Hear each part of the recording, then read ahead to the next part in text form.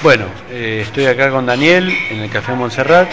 Terminamos una lectura, un encuentro lindo y bueno, le quiero mandar un saludo inicial y profundo y bueno a la gente del taller de poesía de mujeres del Hospital Moyano.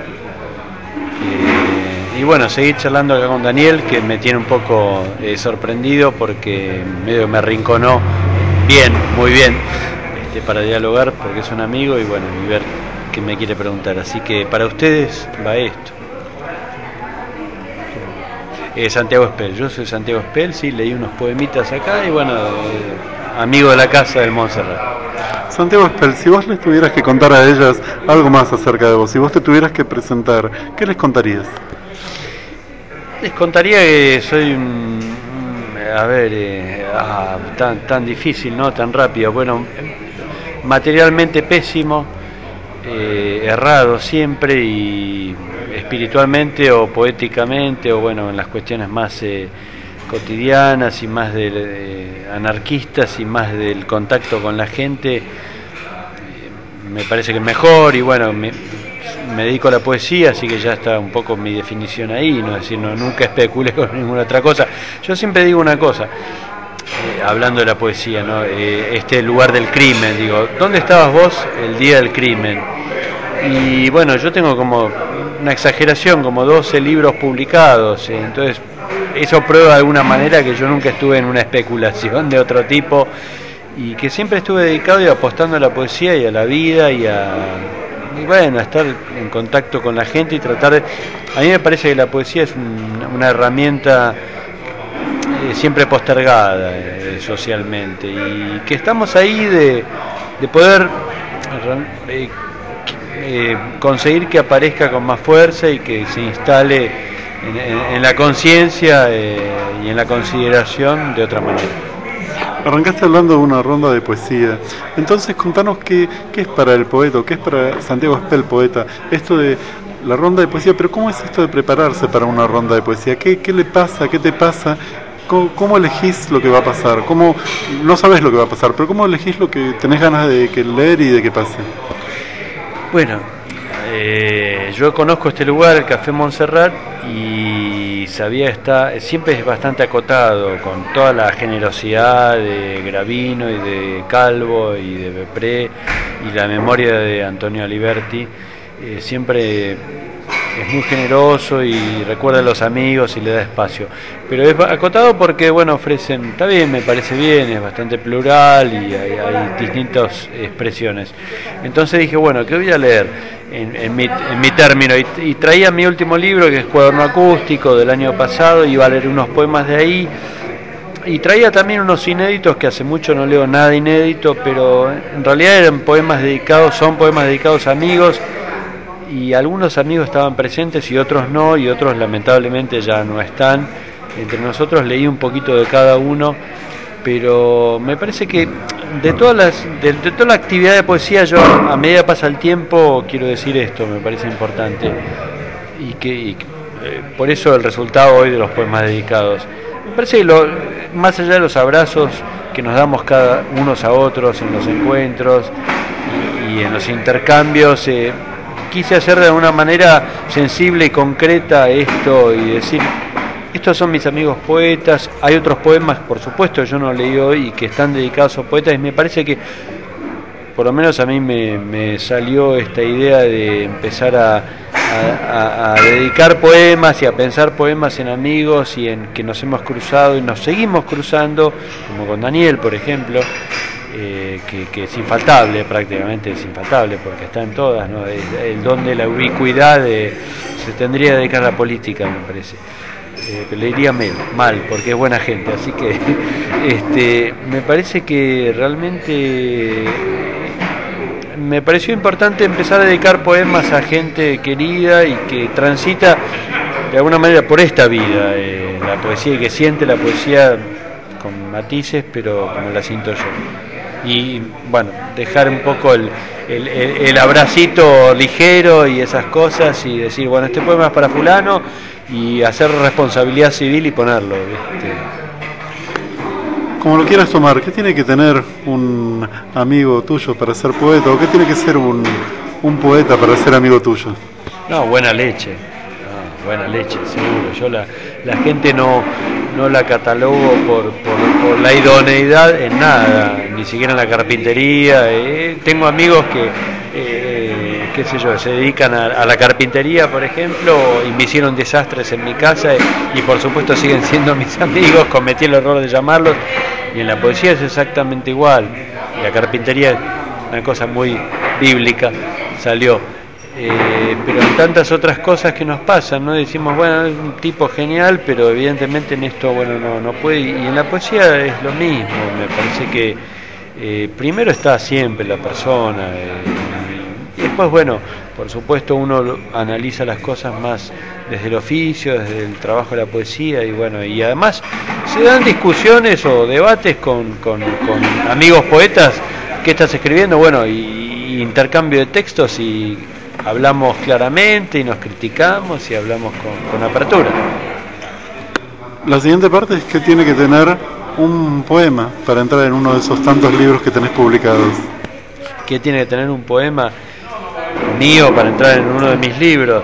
Y básicamente sentir que no está repetido, que no está publicado, que no, básicamente eso. Me parece que yo trabajo mucho sobre la no repetición, porque es innegable la obsesión del poeta y de la gente, no del poeta, la obsesión de la gente, ¿no? Repetimos traumas, alegrías, tropiezos, saltos, toda la vida, al oficio que nos dediquemos.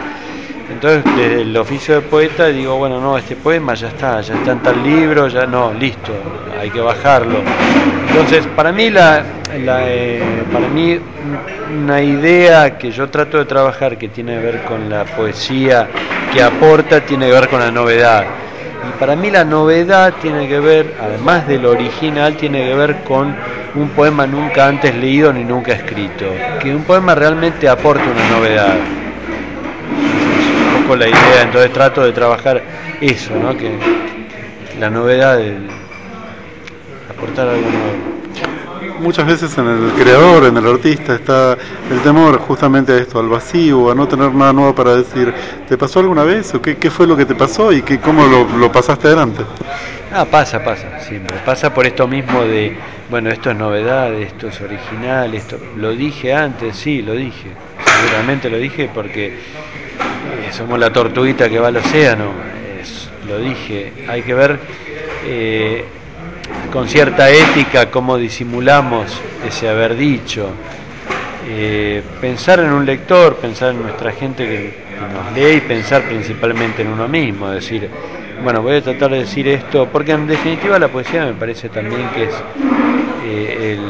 un modo de expresión, de superación y de conocimiento, porque no está garantizada, es decir, la repercusión ni el rebote. Entonces pensamos un poco, bueno, ¿dónde estoy? ¿Qué estoy haciendo? Entonces no repetirme y decir, bueno, si consigo que esto tenga cierta novedad y me sorprenda a mí mismo y me incomode a mí mismo porque diga, epa, ¿qué es esto? Bueno, entonces me parece que tiene que ir en un libro, que es nuevo.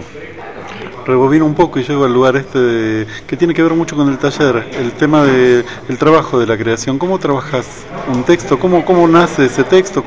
¿Cuándo crees que está terminado? Bueno, del cómo nace al cómo está terminado, sabés, Daniel, bien que vos escribís, y hay un trayecto largo y que no tiene que ver con el tiempo cronológico, sino que tiene que ver con un tiempo personal, arbitrario, aleatorio, muy particular. Los tiempos en los que cada uno escribe. Y yo, para tratar de ser concreto de alguna manera en esta pregunta tan difícil, tan complicada, te diría que yo doy por terminado mis textos, o por concluidos, o porque digo, ya está, no lo quiero más, andate, cuando paso a ejercer una función más de lector que de autor. Cuando consigo ponerme realmente en el lugar de lector de mi propio poema y ya tener una crítica, una línea crítica sobre eso, olvidado del autor, del despojo total del autor, de qué produjo ese poema. Cuando estoy en el lugar del lector me parece que ya es como un límite y se terminó ahí, sea lo que sea. Rebobino otro poco y arrancaste y en el medio de esta presentación donde les contabas un poco de qué va Santiago Spell, hablabas del anarquismo y entonces a ver cómo entra eso, qué es el anarquismo para vos, qué importancia tiene. Bueno, acá me agarrás, tengo que rebobinar. Bueno, el anarquismo, bueno, supongo que el anarquismo tiene que ver me parece que dije algo así como lo material y yo no digo que sea una persona etérea, porque además tengo una familia, la mantengo, me rompo el culo trabajando, así que no soy ni etéreo ni un anarquista bucólico. Pero para resumir un poco, sin hablar de anarquismo ideológicamente, que no es el caso, ni me interesa ni siquiera lo creo, me parece un poco el concepto de recuperar la esencia del hombre, esta cuestión es que siempre se pregunta, bueno, ¿puede el arte cambiar el mundo? ¿Puede la poesía cambiar el mundo? Yo siempre dije lo mismo, a mí me modifiqué, yo me transformé en lo que soy y en lo que seré a partir de lecturas de poemas, de cuadros, de música. Entonces, bueno, fui transformado de alguna manera, fui metido en esta bolsa para bien. Entonces creo en eso, creo en el hombre. Yo no sé si la poesía y el arte van a transformar el mundo, pero estoy seguro que la lectura de un poema puede transformar o fijar, sí, el destino de la vida de una persona. Entonces me parece que eso tiene que ver con la anarquía de alguna manera, se une la anarquía bien entendida y no ideológica o doctrinaria, sino que en la creencia del hombre. Me parece que lo que nos está faltando es eso, acercarnos persona a persona, sin ninguna, no bandera, ya no digo bandera, me parece esto, recuperar el concepto de la persona, del diálogo, el espacio nos han quitado, el tiempo nos han quitado y que nos siguen quitando y que nos van a seguir quitando. Entonces me parece que es importante tratar de volver a juntarnos, escucharnos, hablar, y ese sentido de la anarquía, el sentido del hombre, yo creo en el hombre, no creo en los sistemas, yo creo en el hombre. El hombre es mucho mejor que los sistemas, es muy superior a los sistemas, a pesar de que los sistemas fueron inventados por el hombre. No sé si alguna vez estuviste en el Borda, en el Moyano, en el Infanto Juvenil. En el caso de que no, ¿cómo te los imaginas? Y si no, ¿cuál fue tu experiencia? Estuve en el Borda, visitando dos amigos en distintos momentos. No estuve en el Moyano. Me imagino que, a ver qué palabra, porque rápidamente iba a decir infierno, no digo infierno, que el mundo de los amigos, de la gente, de las personas que están en uno y otro hospital, es tan complejo, y a veces más complejo por supuesto de los que estamos acá. No creo que haya una frontera, en realidad la elimino, preferiría eliminarla y pensar que no hay una frontera de los que están acá y de los que están allá. A veces estamos todos muy complicados, que nuestro gran problema es la sensibilidad, es una serie de carencias materiales y espirituales y sociales, que en algunos casos son más desatendidas que en otros, y las veces que estuve siempre fueron de mucha vitalidad, con la gente que fui yo a visitar y con la gente con la que me crucé, y bueno, que me parece que son lugares con los que de alguna manera tengo mucha más conexión que la que uno cree superficialmente, mucho más contacto y mucho más cariño. Santiago Spell, y también una pregunta que vuelve, esta de si alguna vez el arte, la poesía en tu caso, te salvó de eso que está cercano a la locura, o si alguna vez te cambió en algo. Sí, siempre, claro. No solo me salvó de la locura, sino que me acercó a la locura. Y ese es el término por ahí medio que yo considero, ¿no? Esto de poder ir y volver y la locura, que es una palabra tan vacía de contenido y tan fascista en algunos sentidos, ¿no? ¿Quién está loco? Bueno, no voy a volver sobre un viejo tema. ¿Quién está loco y quién no lo está? Es decir, me acercó y bueno, estoy en contacto con un estado que no preferiría llamar así, sino de lucidez. Yo hablo de lucidez intuitiva y de poder ver ciertas cosas y compartir ciertas cosas en un mundo en el que en general no se da pie para que se puedan compartir, y me parece que la locura, bueno, habría que revisarla. Un poeta, una poeta que elijas y un porqué. Oh, qué difícil. Bueno, ya Figman digo, y Pizarnik digo ya. Por ahí, por toda la conversación, no es una justificación, son dos grandes poetas de nuestra poesía argentina. Salieron en este momento por la charla por ahí. Podrían haber salido muchos otros. Pero decías dos grandes poetas, entonces, ¿para vos en qué está la grandeza de ellos? No, en la obra, sin ninguna duda, en la obra, no en la leyenda. La leyenda es una leyenda. Hay que ir, como en todo caso, hay que ir y leer. Son dos grandes poetas. Figman con 3 libros y algunos papeles sueltos, y la Alejandra con una gran obra publicada y también con muchas cosas que se publicaron, pero sin ninguna duda son dos poetas que en la poesía argentina son insoslanyables, nadie puede evitarlos. A mí me gustan particularmente mucho como poeta y sobre todo como lector. Los he disfrutado mucho y los sigo disfrutando. Una mujer de tu historia, del mundo, del planeta, que elijas también y un porqué. Una mujer. Si yo fuese Gardel diría mi madre. No soy Gardel, pero digo a mi madre también. Y porque así me parió y está ahí todavía y con toda su locura, precisamente, y bueno. Muchas veces en el taller trabajamos con la memoria. Nombraste a Alejandra, nombraste a Jacobo. ¿Algún fragmento de un texto de ellos que ahora te acuerdes, o de otro que te acuerdes ahora y que tengas acá cerca en la memoria? Yo soy un desmemoriado total, te digo la verdad. No son las copitas que me tomé, no. Soy desmemoriado. No recuerdo nada concreto de ellos. Sí, te puedo decir, me dijiste de otros, te puedo decir un verso de Lorca, por ejemplo, que me persigue desde hace mucho, que dice: la muerte puso huevos en la herida. Es un verso de A las 5 de la tarde, el poema dedicado a Sánchez Mejía.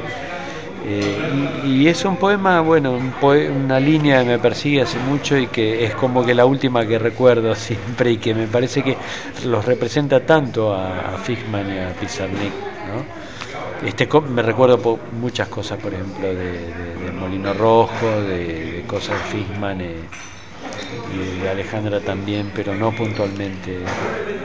Empieza noviembre.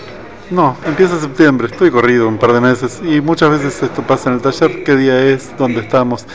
Empieza septiembre en Buenos Aires, 2011, Café Montserrat, y lo que viene ahora es el agradecimiento y la lectura de los textos. Santiago Spell, dale.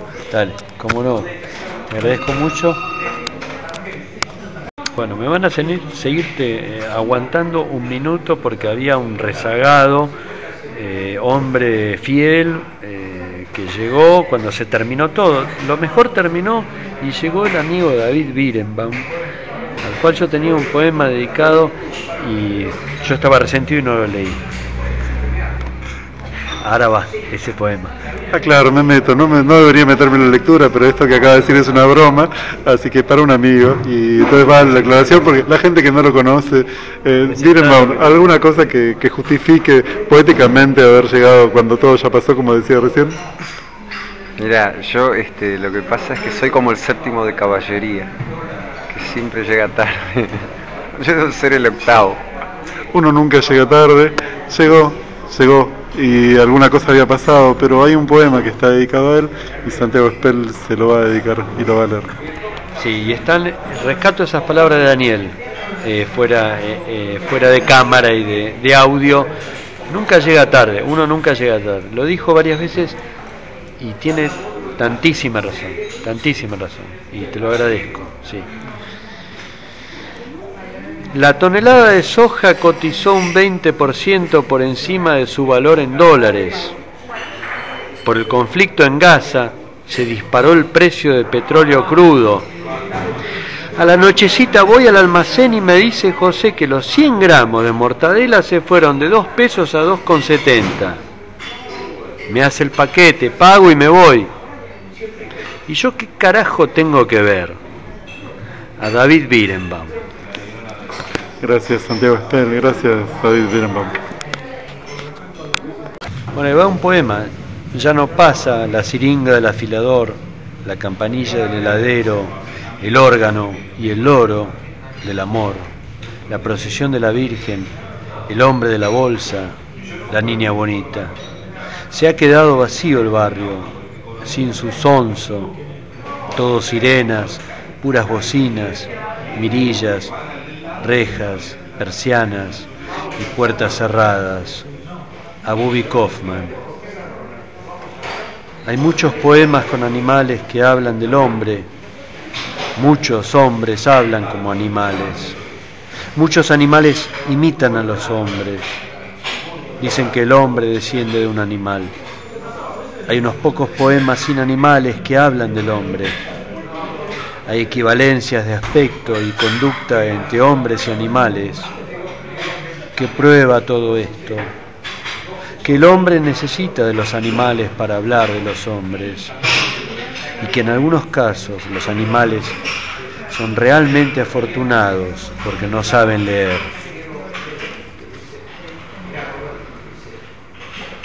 La piedra basal. Esto que parece una piedra es una piedra. Sobre la piedra aparecen dibujos que parecen letras y que son letras.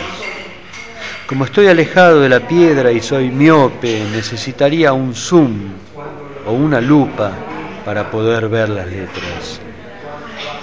Además necesitaría conocer el idioma en el que está escrito el mensaje. Con más maña que esfuerzo me las arreglo para ver las letras. El mensaje posee un código mágico que permite ser leído en la lengua del lector de turno. Comprendo rápidamente las bondades del código. A punto de descifrar el mensaje, descubro el engaño. Esto, que en principio parecía una piedra, no era una piedra. A Jorge Santiago, el oso perenne. Hay criminales que se dedicaron a la poesía, hay poetas que se dedicaron al crimen. Los primeros fracasaron como poetas, los segundos fracasaron como criminales. Esto habla a las claras de una incompatibilidad de géneros o de una inmadurez rotunda de la especie. A Jorge Rivelli. Bueno, leyó Santiago Espel, el mismo que agradece a Daniel Grad,